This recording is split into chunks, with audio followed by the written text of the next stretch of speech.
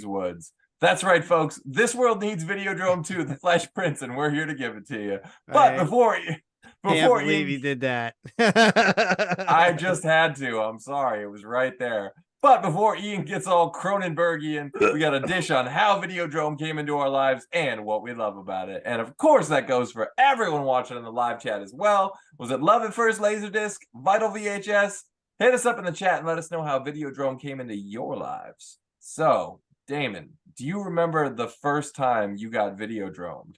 Oh, geez, yeah. So I was in high school, and I'm going to say there were substances involved with it. Definitely staying up late on a Friday to watch this thing. And yeah, I don't know whether we snuck out into the movies to get this, get our first dose of Videodrome, but yeah, I remember it being a very trippy movie, which kind of probably coincided with what we might have been doing at the time. Oh, for sure. I'm jealous of anyone that got to see Videodrome on film, as weird as that sounds. Scott, do you remember the first time you got Videodromed? I remember the first time I saw Videodrome, VHS in 1984. Wow. When we were kids or younger, there was a group of us every weekend. We'd pool our allowance. We'd go to the video store. We'd rent a VCR because back in those days they were still pretty expensive. And then we'd get as many horror movies as we get our hands on. And it was probably the third or fourth movie that was in the rotation that night. Everybody else had fallen asleep. I'm like, well, screw it, I'm watching this. And I was absolutely not ready for the imagery in this movie at all. Man. And I didn't revisit it until probably my mid to late 20s. It creeped me out that bad, just the visuals in it and just the general tone of that movie. And I noticed when I rewatched it in prep for this, the music has a lot to do with it. Do you know what I mean? There's like this weird, it's not real powerful, but there's always this real ominous music kind of going in the background that really kind of keeps the edge, keeps you on the edge the whole time. But yeah, so that movie, that stuck with me. I distinctly remember seeing it the very first time, and it was an experience to say the least, because it was me by myself. So wow, I feel like that's like an ideal way to watch it for the first time. Like it's short of being on film. Or in high def, but that's amazing. All right, Mickey, what was this, a McDouble date? What, HBO affair? How did you get Videodrome? No, like, I mean, like I was saying, like I was saying to you guys offline, that this actually was my first viewing today. Yeah. Like I had it just blows my mind. I had never seen it before. I like Cronenberg and everything else like that. And I don't know, like I remember watching bits and pieces of this when I was younger on like HBO or something like that. But like, mom was coming in the room or something like that. So I could never like finish this movie or whatever like that. And it was it was pretty disturbing too. The little bit that I did see. So I was sitting there going like, you know what? I'm gonna bag this until I'm ready for it. And flash forward to 2023, and I watched it for the first time in full. So Were you what ready was for it? Yeah, what was the reaction? Well, obviously, like I love Deborah Harry. I've always loved Deborah Harry. So like, to see Deborah Harry in this light, and it was like, yes, this is a good movie. And like, and I love James Wood. I think like, he does a great job. All in all, like I love the movie. I thought the movie was like, it's right where it needs to be. The total weirdness and the total cool at the same time. One way or another, Deborah Harry's gonna get you. She's gonna get you one way. Come to Nikki. All right. How did she get young Iowa? Get. How did she get young Iowa Ian? So, it's funny. It's like Videodrome is well, before I get to that, I have got to admit that this is a fascinating piece of history that people don't talk about a lot, because I agree with you, sir, that VCRs, there was a period where you could go to your local library and rent a VCR from the library, because they were like, they were $1,000. So were extremely expensive, and they would the TV and appliance stores where we got them, but they came in a pre-configured hard plastic case with a handle on it and then a little door. Then you had your I don't even think it was RGB cables. I think it was literally just like an audio and a yellow, you know what I mean? And it was all you got. But mom and pop rental stores used to rent VCRs. My parents, when because I love Ghostbusters, they kept renting Ghostbusters and the VCR from the library. They rented it so much that the library actually cut off my parents from renting the VCR. And so my parents had to actually go out and buy a used VCR to entertain me. Was it free though? Was the rental of the VCR free from the library? No, it was free, but my parents were renting it so much that nobody else in the community could rent it. So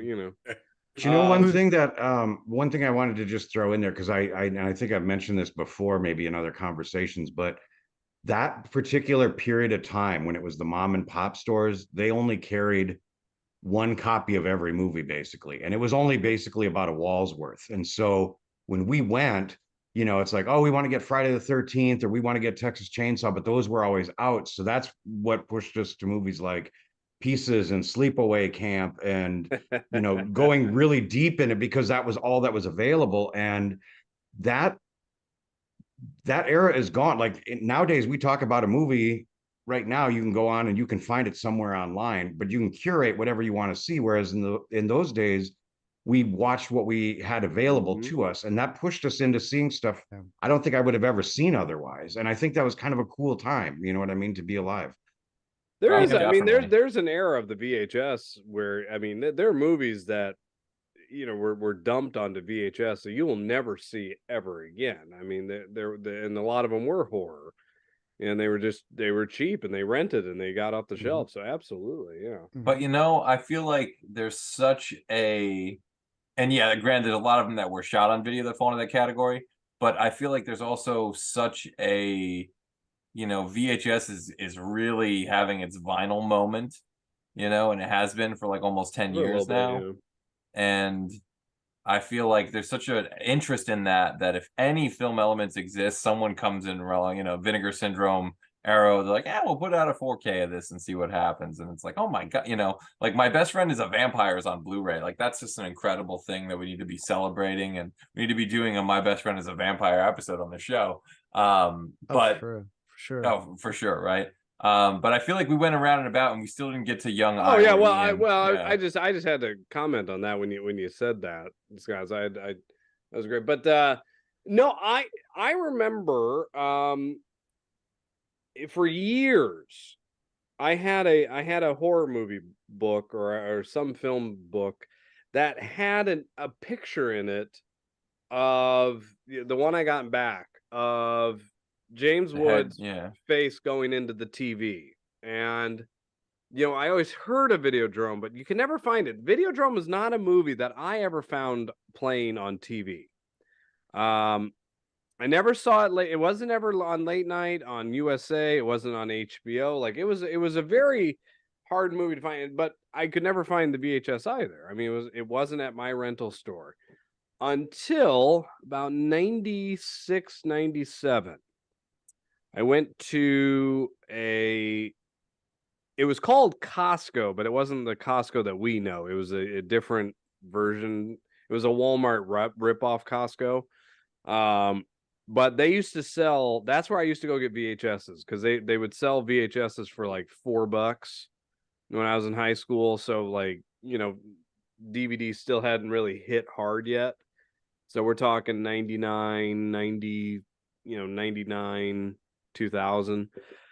And at Halloween, they would always bring out a really good batch of VHSs. And one year, Universal finally brought out a Videodrome for $4. So I went and I got a VHS. I got the VHS of Videodrome because I'd always heard about it. And I, of course, I loved The Fly. I loved, Scanners. I knew who Cronenberg was. So I'm like, oh, finally I get to watch Videodrome. And that was the first time I watched that movie, and just, you go, what the hell? I mean, there's no other words for Videodrome. And you realize what a fascinating filmmaker it is, and yet at the same time why the studio probably hid this movie for a lot of years. I know we'll probably talk about it, but I'm assuming I think it bombed when it came out in theaters. I don't think it was a big hit, because otherwise people will be talking about it a lot more. Yeah, because first of all, they really should be. I'll get to my first time discovering, but I was just kind of taking my thoughts. Everyone's telling their story, and everyone's stories of discovering this movie is very different. But every time my first thought is like, oh, what a cool way to watch Videodrome. What a cool way to discover, so I think this movie is kind of like a Reese's. Like there's no wrong way to Videodrome. But so I'll get to how I discovered there this is movie. if you make out with the VHS tape like somebody would in the actual movie Videodrome, but Well, first of all, some fucking person out there. Let's not judge. All right, I'm starting to get a certain type of way here. Don't call it poop. Yeah. I know Chris got caught the other day. I mean, I'm sorry. Get out of my room. I told you I was cleaning my screen. Fucking glares every time I watch The Sopranos. There's a whole new meaning to tracking. Oh man, God, that's just tracking. Tracking was the best, man. I almost miss it. Right. You felt like a fucking technician. You're like, all right, oh guys, yeah, I got this. Like, step aside, people. Give me a little bit of room, a little bit of air. You got so good at it. You'd be walking into somebody's house. But do you remember the one? They would be with a VCR, and you'd be like, looks like you got a tracking problem. I can take care of that. But we all remember that. Hold on right there. But you remember that one VHS where it doesn't matter what the hell you did, there was still that little turd at the top, and you just had to deal with fucking my Karate Kid tape got so rocked, but it just refused to die. Like my Back to the Future tape died really quickly, but my Karate Kid, like Columbia 85 or 84 issue, like it just would not die. Yeah, exactly. The little red border with the fucking blue border font. Columbia VHS. What a time to be alive. But getting to the live chat here, let's see who is tuned in to the show today. We've got Miyagi Do Forever, Mikey Riffraff, Angie Saunders, Whiskey 41, Xander Mars, Dustin Nino, Retrofiend Radio, makers of the finest canon and martial arts docs on the internet, and Gold's Code is back after a long absence. Thank you so much for tuning in, everybody. You can go away now, Sean. Ian's already afraid of what kind of rollerblades are going to enter in the Videodrome tonight. I'm not afraid. He is very afraid. Long live the new skates and the new grind. But Mikey Riffraff says, "Hey Chris, thanks for the tip. Angie and I watched it last night. Very different movie, kind of a hint of 8mm. I think 8mm weird connection there. Yeah. I actually it's interesting because you're talking De Palma and Cronenberg, and I could definitely make that connection. I actually have not seen 8mm. I don't think. I always get it confused with It's Snake a Eyes. And disturbing movie. Yeah, Like, okay. I was gonna Snake say, that's Eyes not is the one that's that not I De saw, Palma. yeah. You were thinking Snake Eyes. The 8mm was Okay, different see, I director, mixed up but these but movies, yeah. But I should see 8mm at some point. It's like a kind of a blind spot for good me. movie. Good Good movie. one. But it's Well, I disturbing. shower right afterward, though. I'll tell you that. Oh yeah. Yeah. Well, It's after definitely Videodrome, disturbing. you want to take a shower. After. Yeah. I can see that too. Whiskey 41 says tonight's pitch is going to be special. Dustin Nino actually says he surprisingly hasn't seen this, even though he loves Cronenberg's movies too. He says Steve Lambert was James Wood's stunt double for many years. Oh, the great Stephen Lambert, who was on our Time Cop episode. Legendary fight choreographer. Yes. Much love to Lambo forever and for always. I was a huge James Woods fan growing up. We'll get into that as well. Yeah.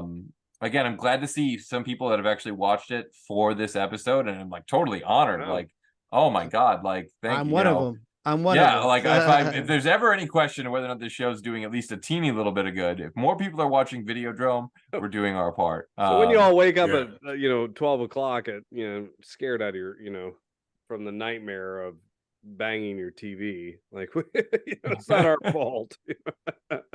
Well, to be honest, he didn't bang the TV. Well, I don't care what you say. There's banging the TV when like... when the camera dollied over and cut. There was an edited scene, sir. There was some tube action going in those TV sets. All right. Well, there's screwing into some box tubes. Television is the penis to the mind's eye. Yeah. I mean, There was that is a quote there was some going in. Television there was is the some penis knob of the mind's adjusting eye. going on. All right, let's just say that. All right. Knob adjusting. Oh, I love it. Like that they refer to the TV as the cathode ray tube in the movie. Yeah. It's true. Yeah, that is the cathode ray tube. That is like a weird choice. And but I mean, I guess. But I love the idea of how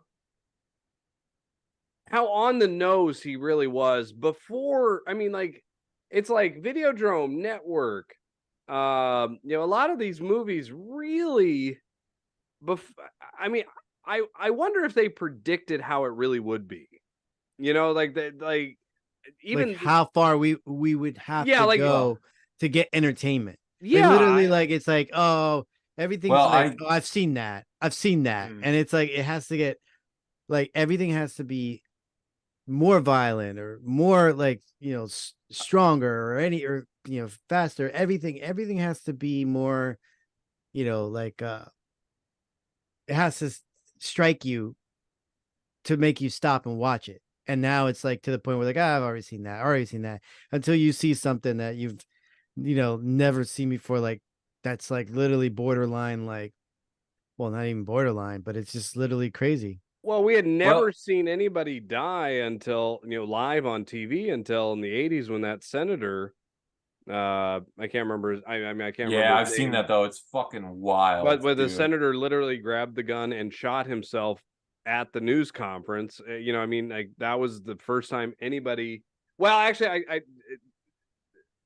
unexpectedly. I mean, I guess that's not really the right word, but I mean, when Jack Ruby killed Oswald. I was gonna say, what kind of rabbit hole is Ian going down? Yeah, but that's what this whole thing is about. I mean, what's fascinating about Videodrome is we had just gotten the Z channel in LA when when Videodrome was being written, and that was kind of one of the only other channels besides 5 other channels you could get. You could get a movie channel. And so, I mean, Videodrome really hit and struck home of where we were going to go. Well, the Faces of Death videos. Faces of Death. Oh, that was the thing. I can remember getting a whole. But did that predate Videodrome, the original Faces of Death? It was around the exact. It was right around the time because this was another movie we rented. Yeah, I want to kind of Google that on the side, but anyone is. That I remember renting as a kid, which I am shocked that my local Palmer Video or whatever the case may be allowed me to rent Faces of Death. But Well- Cannibal Holocaust would have been before then too, right? Oh yeah, Yeah, Cannibal Yeah, Holocaust. Cannibal Holocaust before. would have been for sure. Yeah, Yeah, but but I never saw that till later on. So I'll get to my first time seeing Videodrome, which is interesting because I have distinctly two different memories of this, and I don't know if one is true or both are true or neither are true. But I have one this was one planted, memory. man. Existence. I don't know. Maybe I went to inside the drome and then I watched it again. Yeah, one But could be a tumor.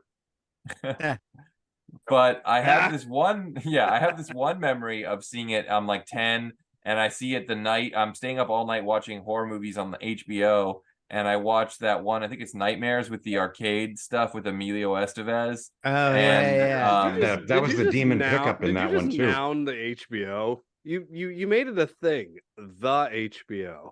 Did I? You did. Well, at any rate, I'm watching fucking. So I distinctly remember watching this movie with that, but then I also remember watching it when I'm like 13, and I don't know. It's actually kind of getting hazy to me now. I did way too many drugs when I was young, but here's the thing: is that this is the first time I remember being aware of like a filmmaker. Because I had seen The Fly, but I consider this my intro to Cronenberg, right? And it's an excellent movie. Like, it's the Cronenbergiest movie, I think, of all his movies, at least the ones that I've seen. I'm missing a few, but I don't know. There's something about this movie that like really spoke to me, and I also the first time I could identify with the character in a way that wasn't necessarily like positive or hopeful. Like, usually you just like, oh, you think like identify with Marty McFly because he's cool and I want to be cool. You know, you're a little kid. What do you know? But like you're 10, and then I see this guy is like, oh man, this guy's kind of like obsessed with like video and TV and stuff. And I had no idea what snuff was when they're talking about that shit. But I just thought this guy was like a television, addict, and he kind of works in that field. I'm like, oh, like that might wind up being something like what I do. I could be this guy, and he's into this like perverse shit. And when you're a kid, you're 10 years old, you'll stay up all night to see like a fragment of a boob on HBO. Yeah, the scrambled channel. Porn. You know what I mean? Scrambled So, like- porn was the thing. I see it.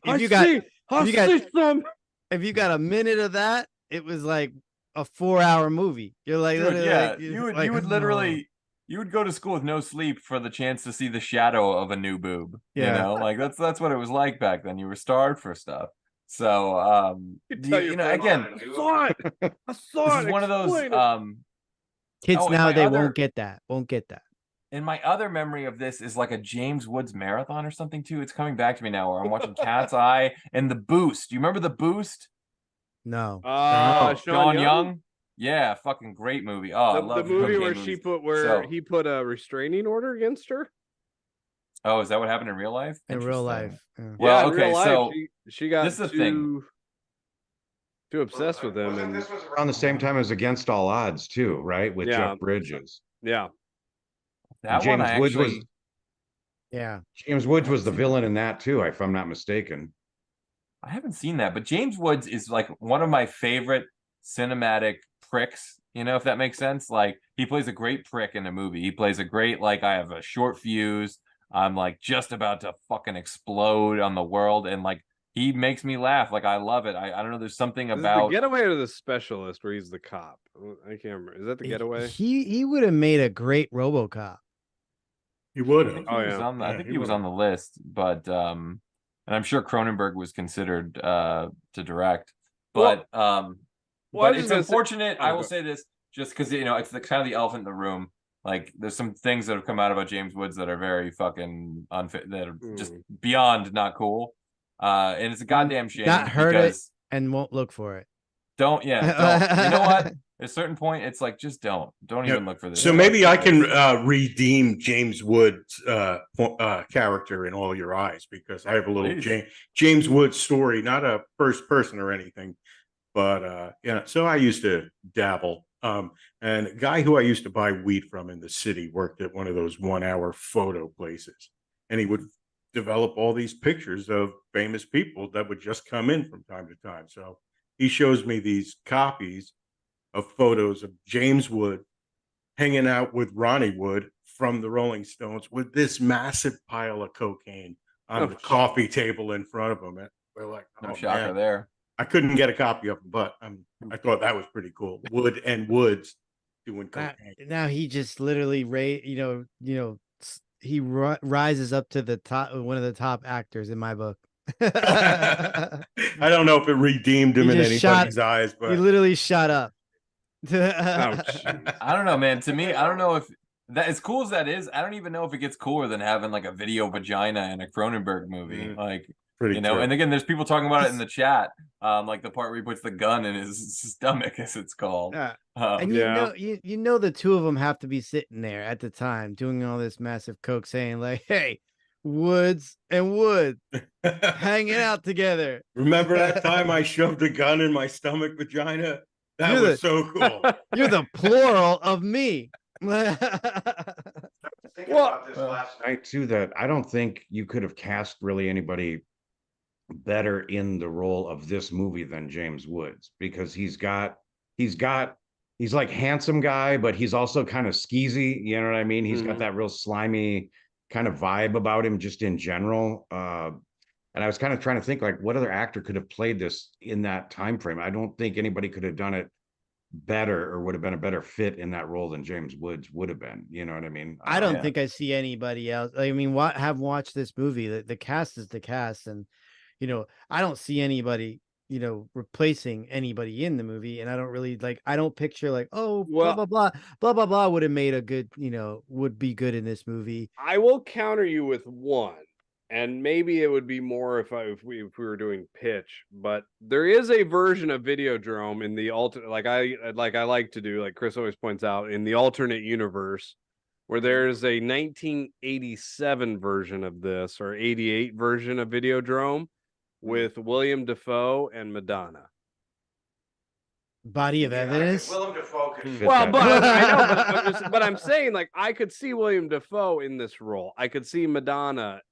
If all you needed was to put a TV in that movie, Body of Evidence, and you have Videodrome. Everybody else got banged in that movie. Why not the TV? Yeah. I feel like Ian wears the producer hat on the show a lot more. He's always thinking, well, how do you sell the movie? How do you sell the movie? Well, yeah. And in thinking, and ironically, that kind of thought came to me, is that like, okay, why wasn't this movie a much bigger hit? And I think, okay, well, if you're going for a movie star to put in it, this would not have been better, but this would probably have made more money at the time because his career hadn't declined yet if you had put like a John Travolta in it.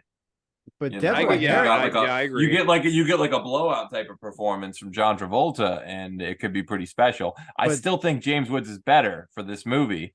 But Deborah Harry was pretty big at the time I love too. Deborah Harry. Like, she was still. But is it you couldn't when sell you're a movie, musician you can't sell this. When you're a musician and you're making your jump to film, it's always like, well, we'll wait, we'll see.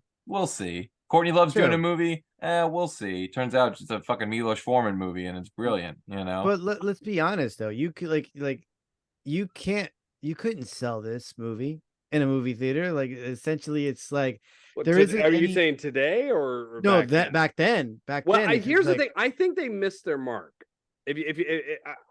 I thought about this the other day, in prepping for the show. Videodrome is a 70s movie. Yeah, that came out too late. But I still never see it. Did this actually come out in the theaters? But think about it, Chris. Think about it. This is very much, even as you were talking about the character of James Woods, in 70s, films in like 77, 78, 70. I mean, we were okay with characters not being great people. We were okay with people not being the nicest of protagonists.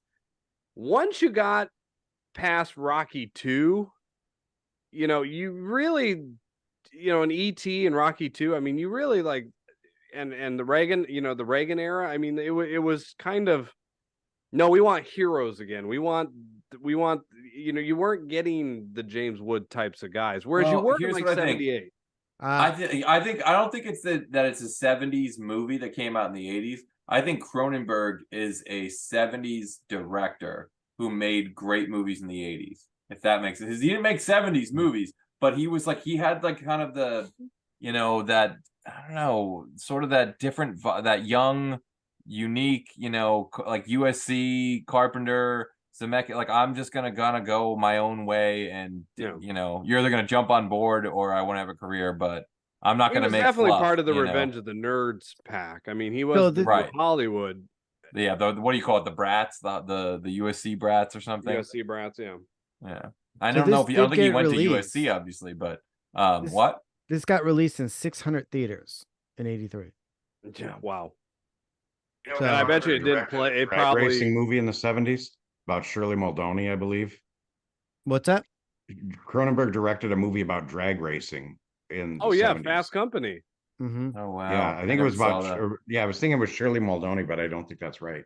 Yeah, the most non-Cronenberg movie because Yeah. that Is one, that like his American Graffiti? that's it. essentially? Well, that's Yeah, his. Yeah, yeah. that's his David Lynch straight story kind of movie. Like it has no Oh, weird God. body horror. It has no weird things like that. But Well, it's probably the movie he made to get some money to make the movies that he wants to make.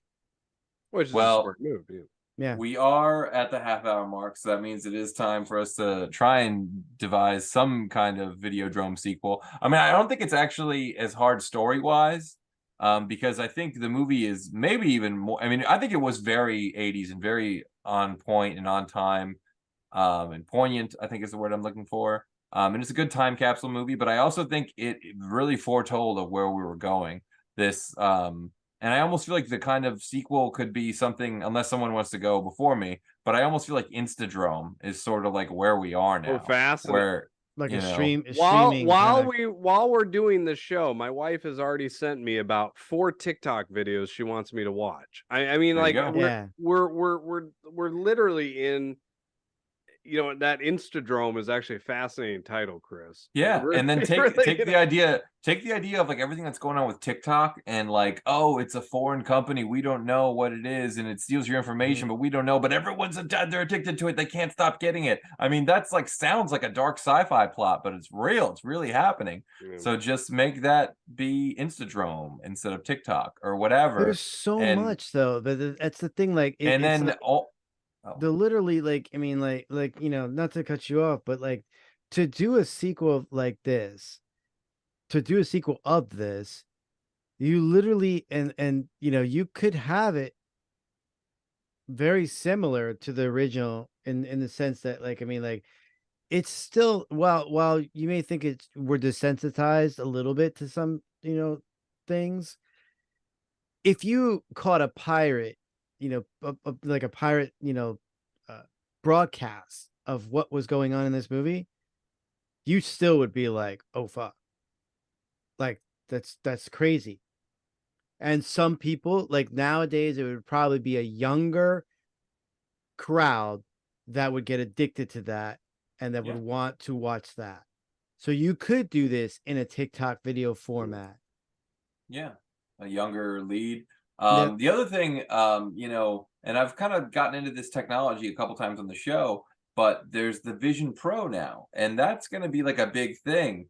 And like you could kind of push it in that direction where people literally, like, putting your head in the TV. That's just, you put the TV on your head now. That's like how I mean, Videodrome VR. is that. Yeah. VR, and like basically. people want to escape into this other world of short bursts of entertainment or short bursts of, programming, if you will.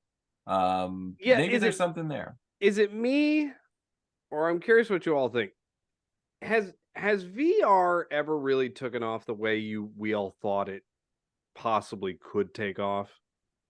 Nothing ever does until someone does it right. Like home computers, tablets, smartphones, MP3 players. Remember what junk MP3 players were before there was an iPod? They were fucking trash. Like you get like maybe 8 songs on a thing, and it would charge for like, I don't remember that. 4 of them to play. I just remember the mini disc player.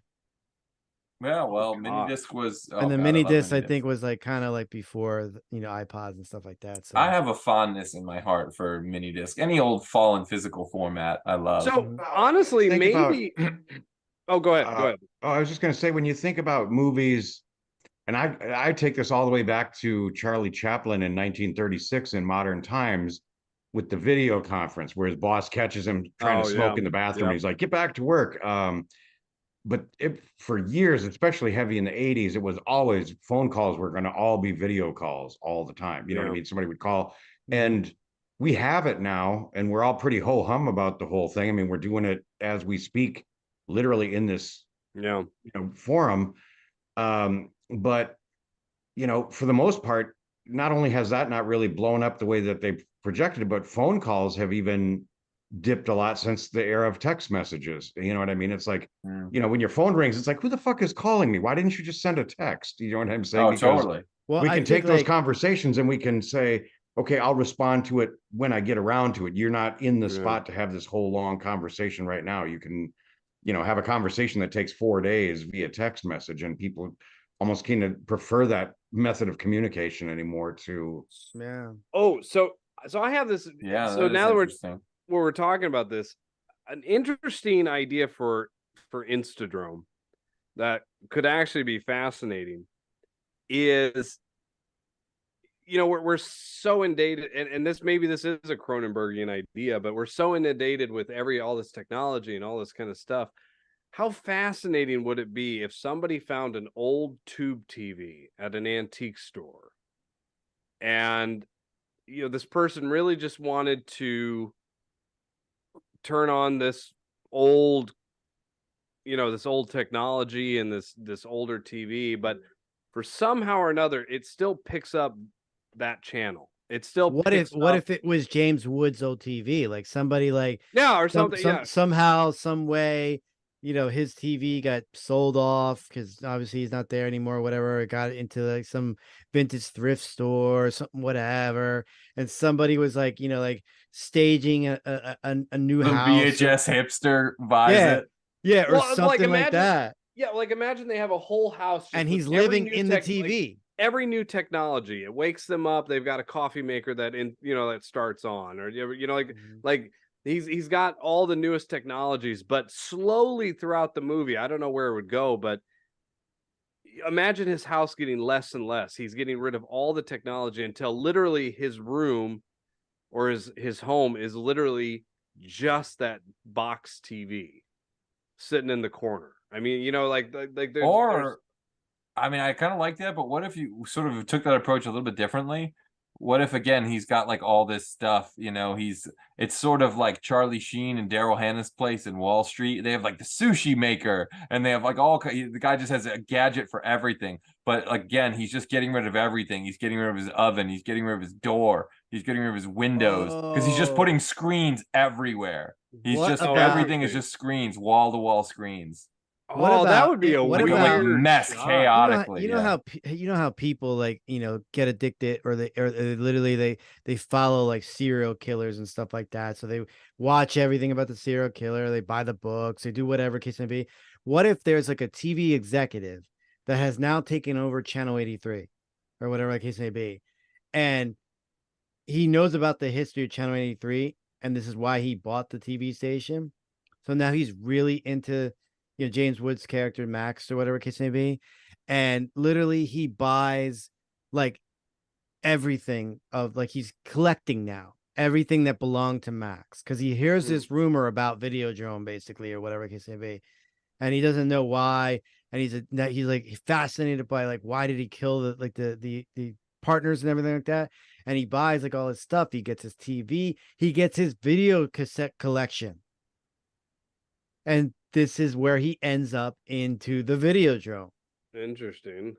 And like Oblivion, the daughter is, I mean, I don't know how old she would be, but maybe like, I mean, it's a family. So literally you had the father that passed it off to the daughter, and the daughter could have like, taught her daughters and stuff like that, his grandkids, all about their grandfather. And now they're running it too. Or maybe they take all those tapes and they're trying to convert them all to digital format. Maybe. Yeah. I'm going to go out on a limb with a totally different idea. Oh, let's hear it. Yeah. This is a mashup that links one movie to another, and rather than the Videodrome, the continuing program creating the hallucinations and the continuing tumor, in an attempt to desensitize the public, it actually creates them or turns them into turnips. turns them into idiots, Oh. so that they would be better consumers. So we have Yeah. videocracy. Oh my God, Right? that's genius. Mhm. Oh man, I just saw Idiocracy for the first time like a week or so ago, and I was like, this movie's brilliant. Why aren't more people talking about this? This movie's amazing. But yeah, like the dark, you play that all for like a Because much darker it hit tone. on the note too much. That's why. Yeah. I think Yeah, I think honestly, it's- I mean, Yeah, I it did. It really was like, oh, wait, maybe. But yeah, Yeah, I mean, that's the that nefarious sends- that's the nefarious plan behind the new Videodrome or Instadrome or whatever it is. They just want to make us stupid. And Kind so of we like just sit there. So the we just They sit there Live watching premise. dumber and dumber things, you know. Now, would you tie this into, because obviously we can't get around the fact that this movie is also like so heavily deep instead into the sexual, part of Yeah, of you what can't he saw. not address that. So Like, literally, yeah. you would flip that over to like today's generation of Pornhub or whatever the case may be, and you literally could put that in there as well, where it's like literally And- like you're watching video, like you can have this, again, you could either have that executive, that channel 83, maybe it's a streaming network now, maybe it's his own like hub site where he's putting up videos.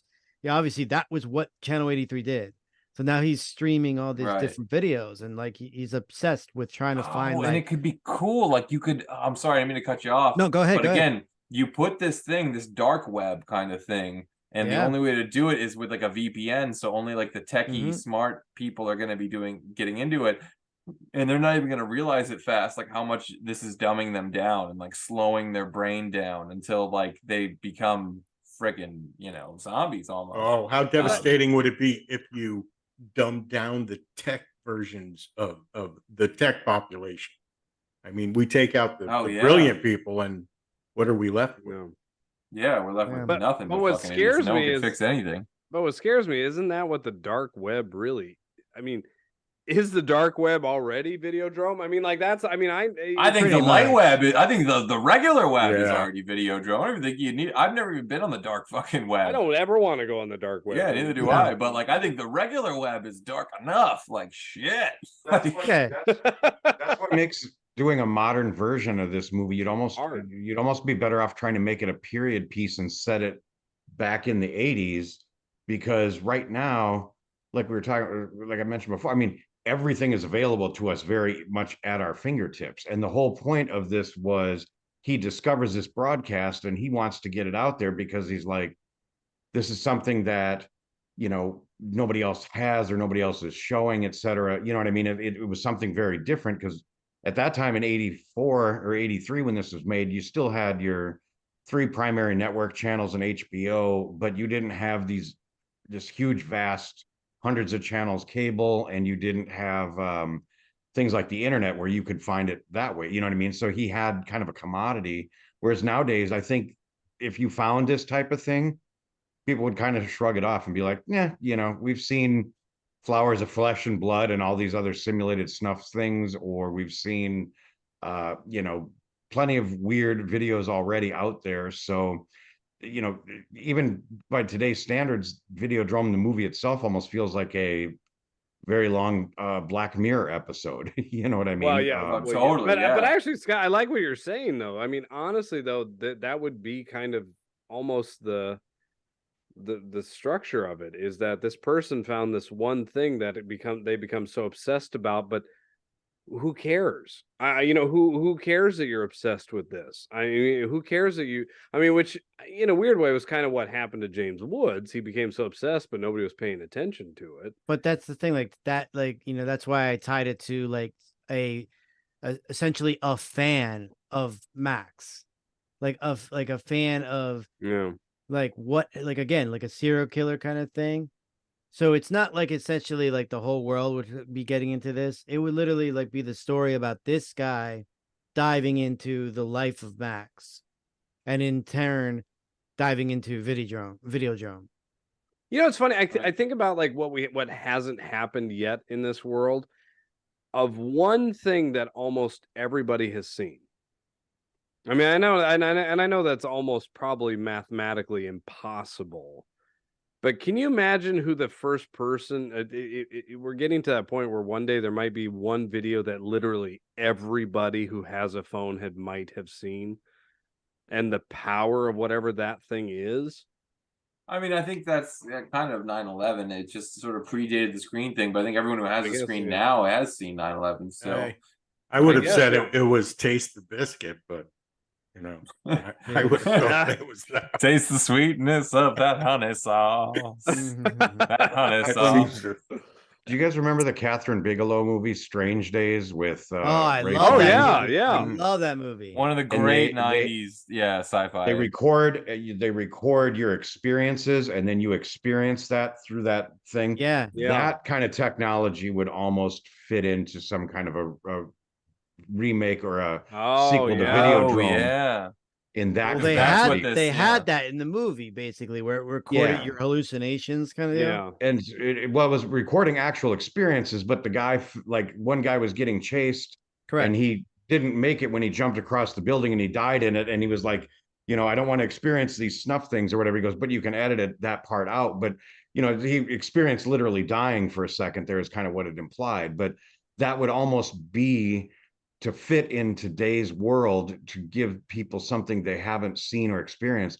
That's almost the kind of technology you'd have to do, is something where it's like, now you're experiencing it firsthand, and maybe doing it too much, you develop a tumor. You don't know what's reality and what's, playback anymore, that kind of a thing where you don't know. Mm-hmm. I like that. So there are some pitches in the chat. I don't want to ignore everyone watching live.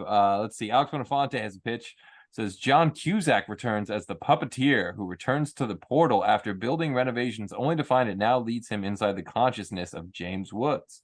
The puppeteer can only watch as he goes along for the ride as he relives the illustrious and accomplished career of the master thespian that is James Woods. From his roles as a reporter in Salvador to his portrayal of a police officer and cop to an attorney and true believer, James Woods has never found an occupation for which he could not frame as a complete prick.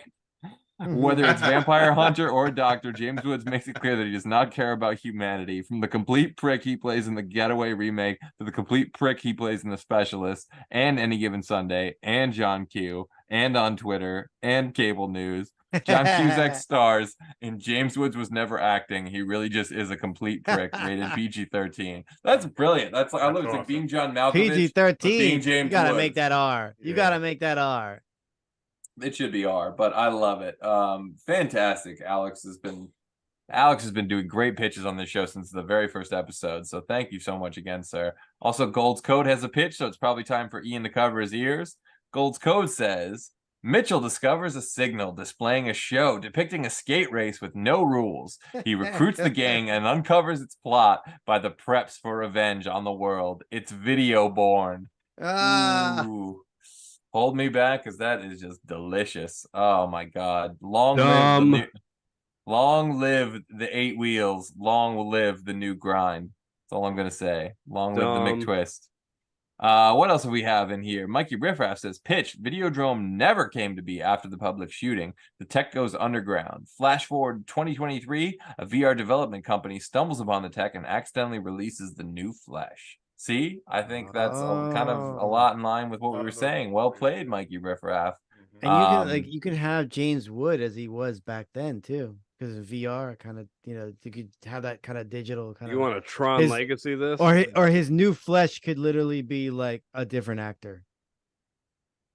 There's a mashup of there's something somewhere, and maybe there was one of the video sequels, but there's something Hellraiser about Videodrome. It is very Hellraiser. I said that.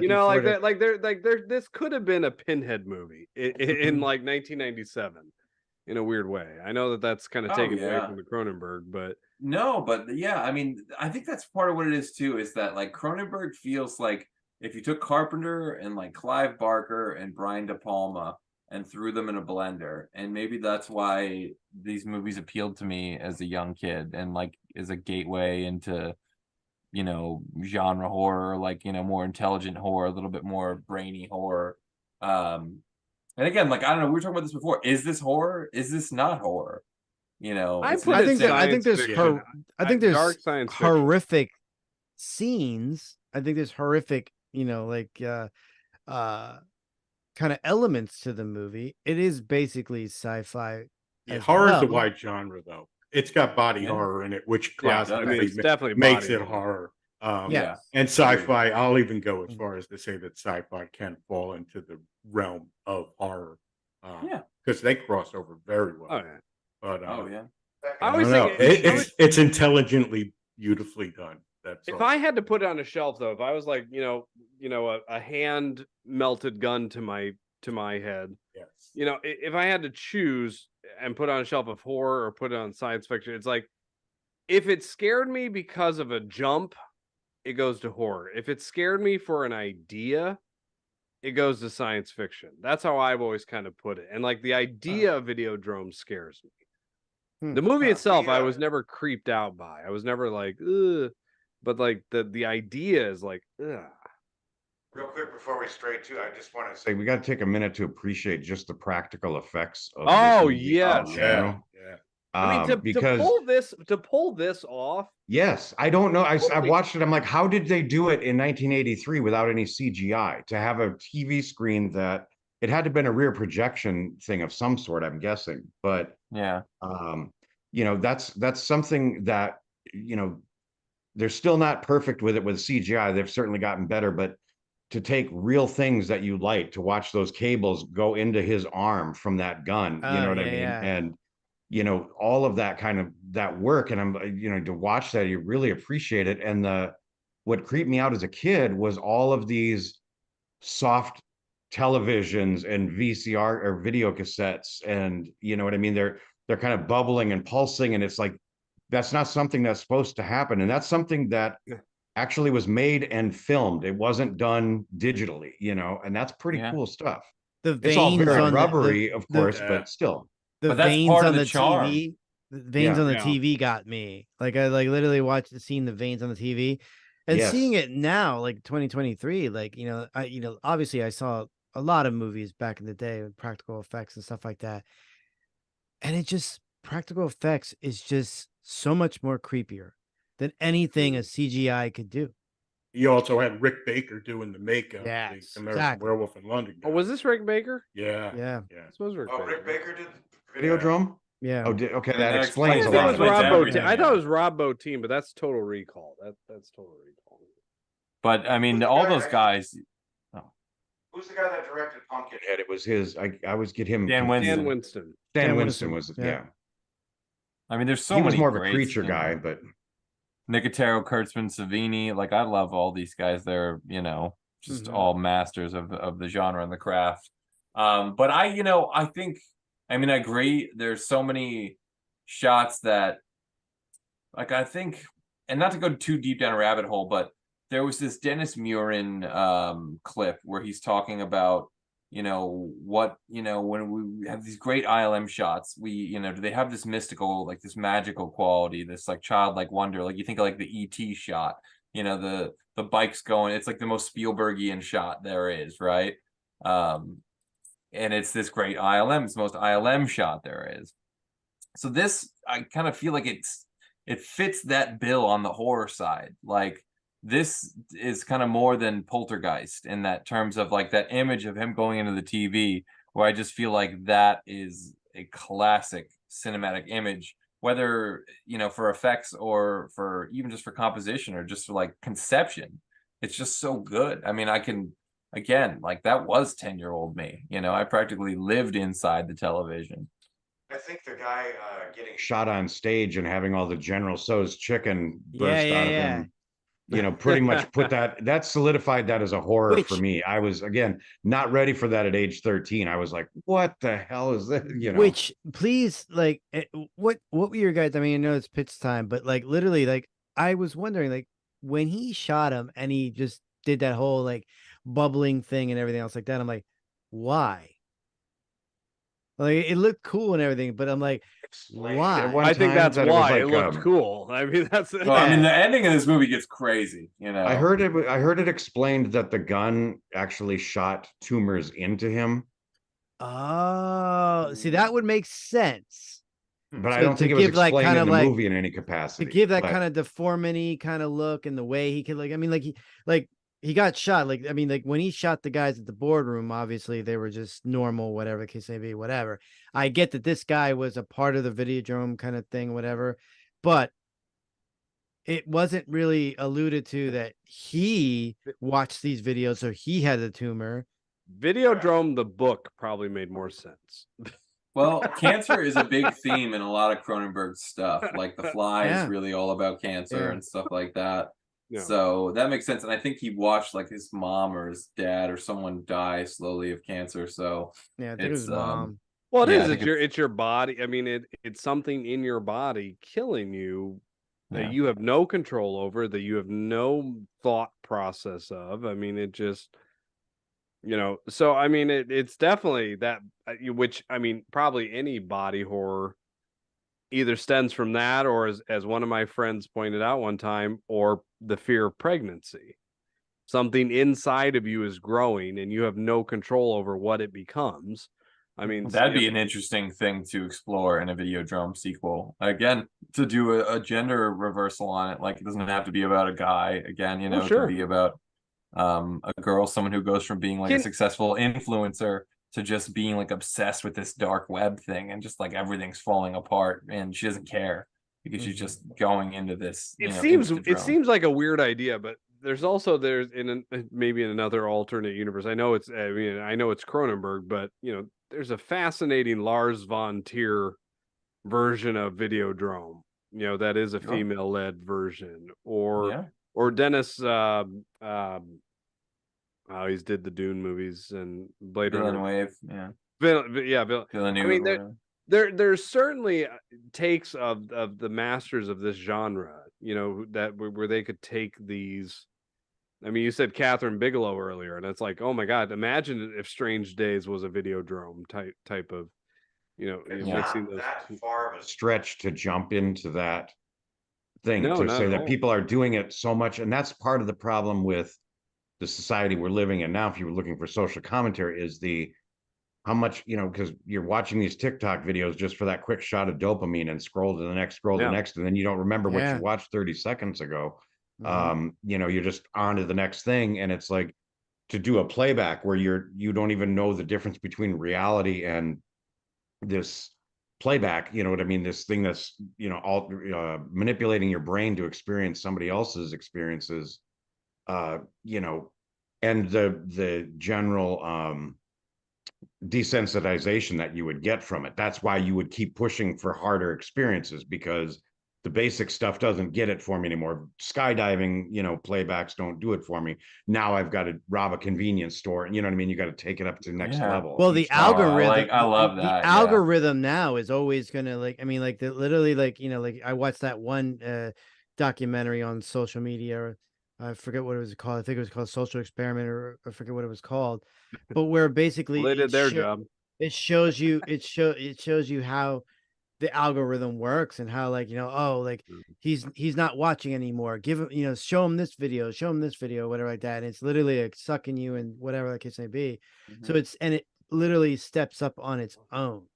So it's literally like, if somebody's so obsessed with this, eventually, they're not going to watch some videos or whatever. So the videos that do get sent to them will be of a harder nature, more and more as it goes.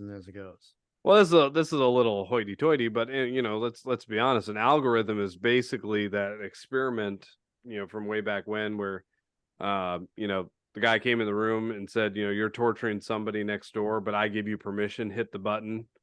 I can't remember what that experiment was called, but because somebody else took the blame, they twisted more power.